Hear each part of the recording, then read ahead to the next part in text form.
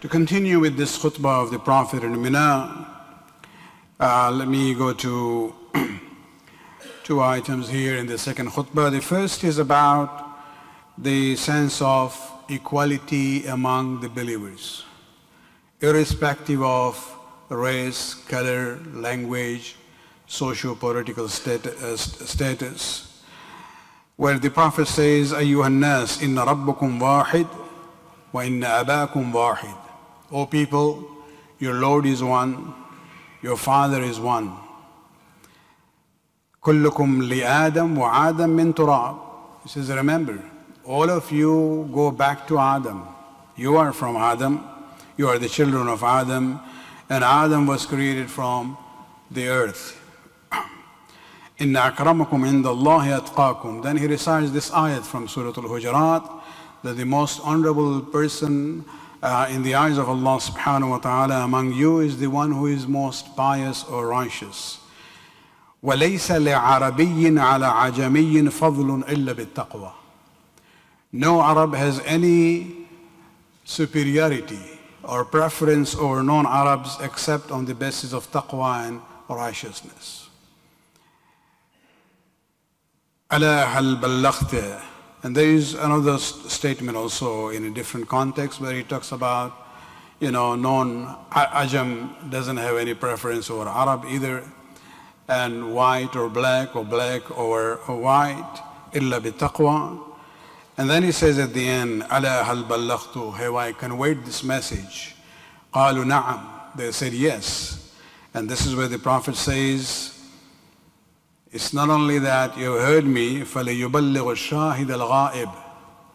Those who are present here have a duty to convey this message to those who are absent. And so every Muslim in that sense has to be a muballigh of the values of Islam as taught by the Prophet of Islam sallallahu alayhi wa sallam.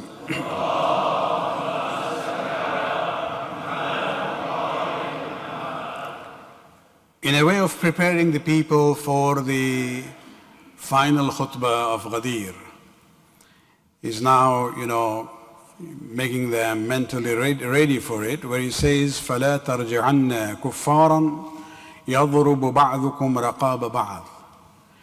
He says, it shouldn't be that after me, you become kafir, killing one another. فإني قد تركت فيكم ما إن أخذتم به لن تضلوا. He says, I'm leaving among you something that if you follow onto it, you will not be misguided ever. كتاب الله وعترتي أهل بيتي. The book of Allah subhanahu wa ta'ala and my Ahl Bayt and my family.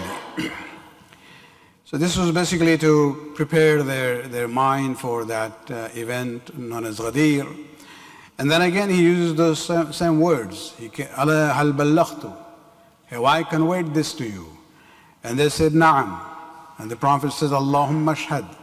Allah, be witness to that. And then he says, إِنَّكُمْ مَسْئُولُونَ. You are all responsible for this. فَلَيُبَلِّغُ الشَّاهِدْ مِنْكُمُ الْغَائِبِ. All of those who are here and witness to this, you have to convey this to those who are absent.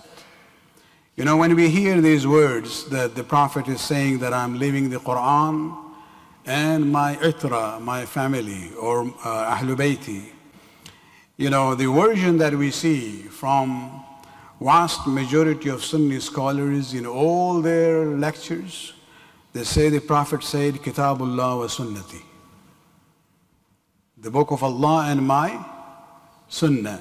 When they quote these words, إِنِّي تَرَكْتُمْ فِيكُمْ مَا إِنْ أَخَذْتُمْ بِهِ لَنْ تَضِلُّ بَعْدِي كِتَابُ اللَّهِ وَسُنَّتِي. And it's repeated so many times that sometimes you think this is the gospel truth. We are not against the sunnah of Rasulullah. But the point is that did he say these words? Interestingly, you go and now it's very easy. There is also Arabic and English translation of Sihah Sitta, the famous 6 canonical hadith collection of Ahl Sunnah wal Jama'ah. You go and search that, and the search capability is there. in the programs that they have. And you will see, out of the 6 main books of Ahli Sunnah wal Jama'ah, in none of these 6 books the words Kitabullah wa Sunnati has come. Then go and search, type the words Kitabullah wa Itrati or Kitabullah wa Ahlu Bayti, and you will see at least 3 out of 6 books have that narration. So even if you talk about Siyah Sitta, Kitabullah wa Sunnati is not there. Whereas Kitabullah wa Itrati or Ahlu Bayti is there at least in 3 of the 6 ones. It is there in Sahih Muslim, in Sahih Tirmidhi, and in the Sunan of Imam Nisa'i. Bukhari doesn't have, and we know it's very obvious why he wouldn't have it. But at least 3 out of the 6 have that. There is a very famous scholar of our time in Jordan by the name of Sheikh Hassan bin Ali al-Saqaf, who is an expert of hadith, and he has a discussion about this hadith where he talks about both this version, and he says, فَتَبَيَّنَ بِوُضُوحٍ. After the entire discussion, the conclusion of his extended article there is فَتَبَيَّنَ بِوُضُوحٍ أَنَّ حَدِيث كِتَابُ اللَّهِ وَعِتْرَتِهِ هُوَ الصَّحِيحُ الثَّابِتُ فِي صِحَاحِ Muslim. He says, so it has been clarified here that the hadith which says Kitabullah wa Itrati and my family is the Sahih one, the authentic one, proven even in Sahih Muslim. وَأَنَّ لَفْظَ Kitabullah wa Sunnati, and the words Kitabullah and my Sunnah, باطل من جهة السند غير صحيح. This is invalid as far as the sanad and chain of narration is concerned, and it is not correct. And then he says to his fellow Sunni scholars, فَعَلَى خُطَبَاءِ الْمَسَاجِدِ وَالْوُعَاذِ وَالْأَئِمَّةِ. It is the duty of the khutbah, those who give Friday khutbahs, and those who give sermons, and the imams of the Jamaat prayers, أَنْ يَتْرُكُ اللَّفْزَ الَّذِي لَمْ يَرِدْ عَنْ رَسُولِ اللَّهِ. They should abandon the words which have not come from Rasulullah sallallahu alayhi wa sallam.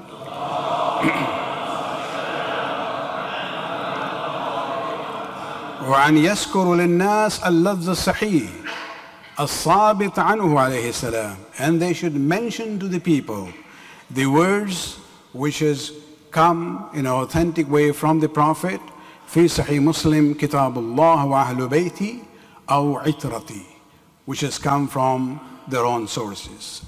And so, the reality is there. People can do whatever they want, but, even now, 14 centuries after that, there are scholars who are, true scholars who are saying that this is the right version of what is known as hadis sakalejn. May Allah subhanahu wa ta'ala keep us on the path of Muhammad and Ali Muhammad, inshallah.